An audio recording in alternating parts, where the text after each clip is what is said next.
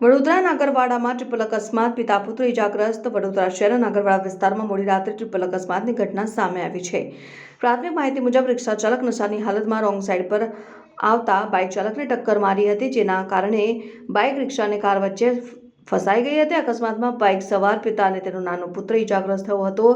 તપાસ દરમિયાન રિક્ષા ચાલક દારૂ પીધેલી હાલતમાં હોવાનું સામે આવ્યું છે અને ઘટનાની જાણ થતાં કારેલીબાગ પોલીસનો સ્ટાફ તાત્કાલિક સ્થળે પહોંચીને કાર્યવાહી હાથ ધરી હતી।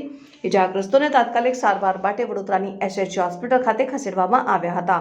પોલીસે અકસ્માત સર્જનાર રિક્ષા ચાલક સામે કાયદેસરની કાર્યવાહી શરૂ કરી વધુ તપાસ હાથ ધરી છે। ક્યાં બાજુનો શું બનાવ બન્યો? નાગરવાડા પાસેથી અમે જતા હતા, એકદમ રિક્ષાવાળો અચાનક રોંગ સાઈડ આવીને કાર અને મારી બાઇક વચ્ચે હતી અને આવીને ઘૂસી ગયો। મારા છોકરાને પણ વાગ્યું છે, મને પણ વાગ્યું છે, મારી ગાડી ટોટલ લોસ થઈ ગઈ।